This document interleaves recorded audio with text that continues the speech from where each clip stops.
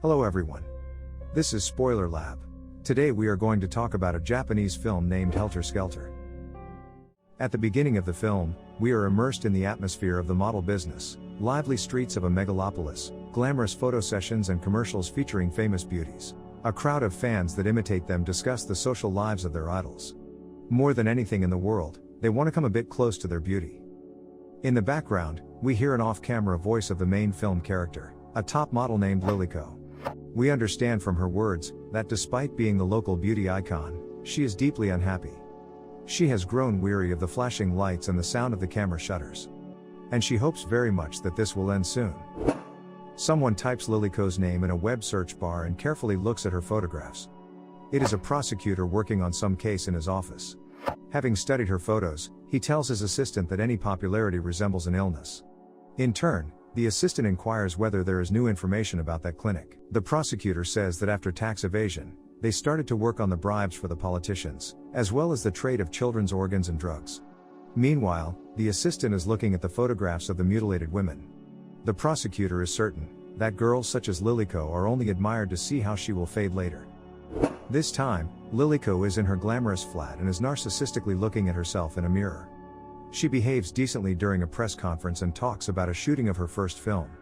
Once off screen, Liliko goes into hysterics because her colleague gets to be on a magazine cover beside her. She nags her shy assistant named Hata about everything. It is either too hot in a dressing room, or the water is sparkling, and if the water is too cold, she spits it out in her face. Anyway, Liliko behaves selfishly and inadequately, but the service staff endures her and tries to please her. All of a sudden, her boyfriend enters the dressing room with a large bouquet. The staff leaves immediately, and they have sex right in the dressing room.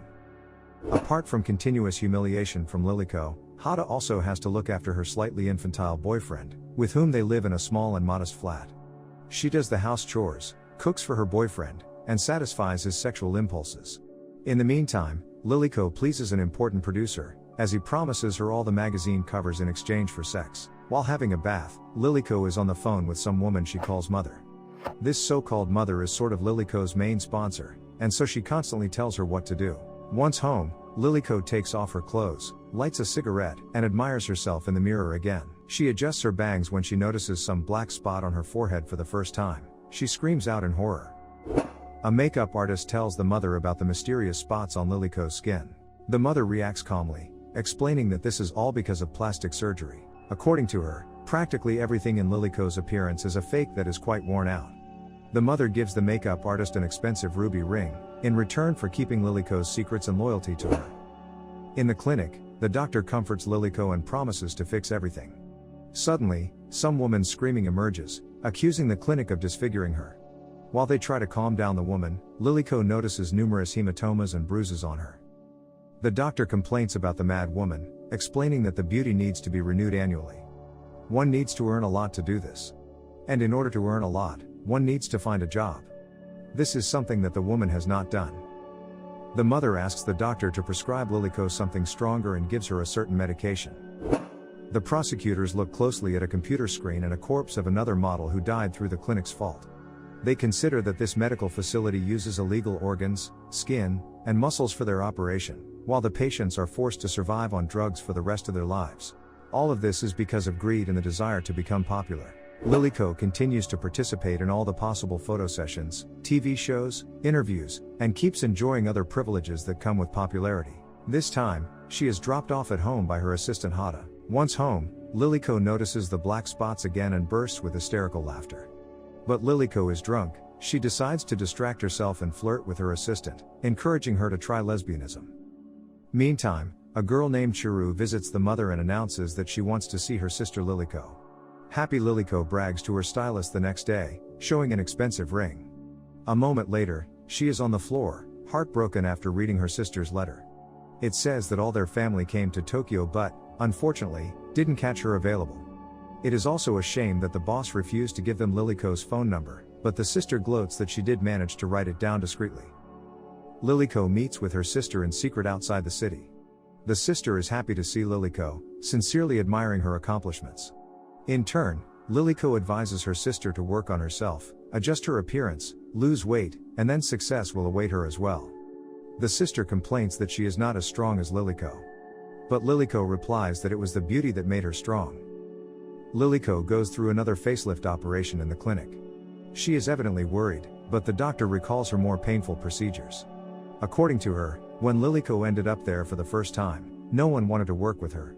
She was an ugly piece of meat, and she was very lucky that she became who she is today. Fortunately, the aggressive doctor is merely a fragment of her imagination caused by the sedation. Once again, refreshed Liliko is ready for the new challenges, and she is all shining on a red carpet. She ascends a stage where the fans cheer her and take photos of her. When asked about the secret of her beauty, Liliko answers with a standardized response, talking about yoga and diets. The prosecutor watches her on a TV and his assistant remarks that Liliko somehow got under his skin. The prosecutor calls this a normal professional curiosity since he associates Liliko with an idea of helter-skelter, meaning total chaos. According to him, she is their bargaining chip in this chaos, so they finally have to meet. In the meantime, Liliko decides to have a snack when the mother enters and accuses her of gluttony. In turn, Liliko accuses the mother of sending very little money to her family. The mother answers that most of the money is wasted on Liliko's whims. What is more, she needs to take back what she invested in her. The mother also reminds Liliko that she must be grateful to her since she was nothing before. A secretary suddenly interrupts their conversation, presenting a young and promising model named Kozue everyone is so crazy about. She is only 18 years old, and she is already a new idol of the youths. Liliko looks at Kozue with anger and envy after recognizing her own future replacement. And now they participate in the photo sessions together, jump, hug, and smile at each other.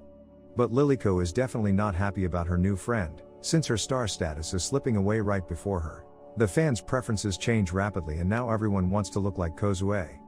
Whereas Liliko consumes sedatives and gradually takes a back seat. Liliko runs around a roof in a fit of hysterics. She is followed by the stylist and the assistant. While on the very edge, Liliko cries out and asks who found this Kozue. No one needs her anymore now, and she no longer wants to do it all. Once getting there in time to help, the mother lowers her guard and unnoticeably injects her with a sedative. The next day, Liliko is on the phone with her boyfriend, who has secretly proposed to some politician's daughter. The boyfriend justifies himself by saying that it would unlikely work out between them, whereas he needs an advantageous marriage. Hada tells her boyfriend that Liliko is deeply depressed, but then Liliko herself suddenly comes to their apartment. She flirts with her boyfriend and suddenly, starts to have sex with him right in front of the appalled assistant. Following Liliko's orders, Hada's boyfriend organizes an attack on that politician's daughter, whom her boyfriend decided to take as his wife. He spills acid in her face and flees from the crime scene with Hada. Liliko blackmails them after this, promising to reveal what's happened.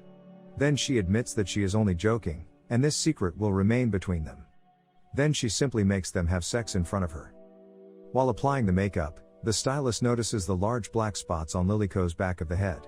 Later, he tells the mother about this. But she is not too surprised, remarking that the end of her career is close. Liliko is in her boyfriend's arms again. She asks cynically how the disfigured girl is doing, but the boyfriend answers that he has always loved only her. The prosecutor discusses the further details of the investigation with his assistant, adding that it is time to meet a certain Tiger Lily, which is apparently Liliko's stage name.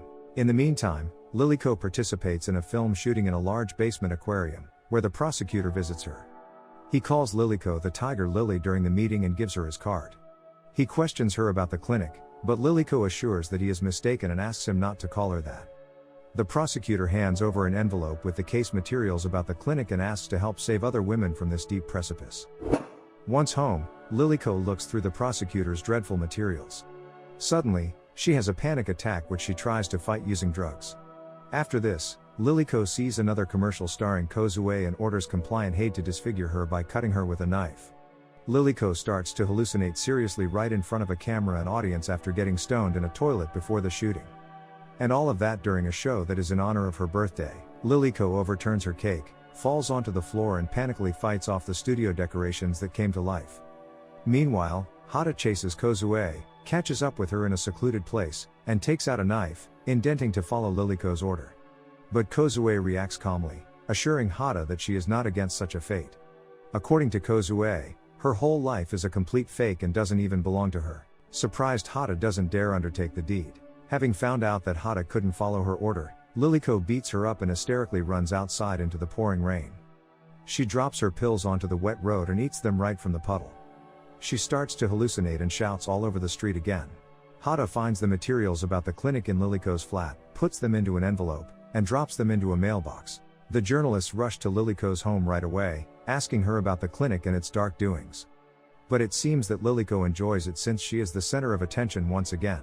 The fans eagerly discuss Lilyko and her plastic surgeries. She is fashionable again. But it seems that nothing can help Lilyko. Her brain is completely engulfed by the hallucinations, her body is covered by the black spots, and her hair falls out in clumps.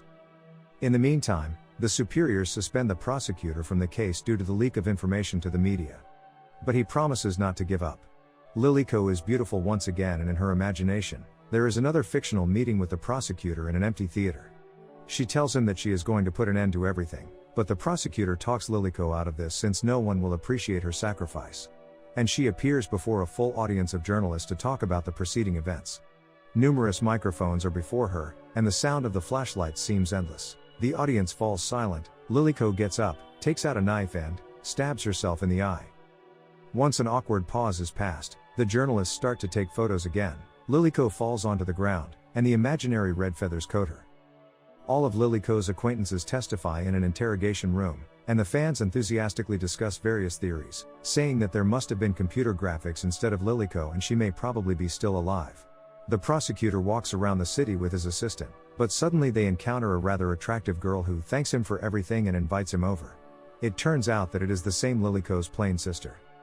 The prosecutor explains to his assistant that she is also now the Tiger Lily, and that 159 patients have already suffered at the hands of the clinic, 9 of which have died of suicide.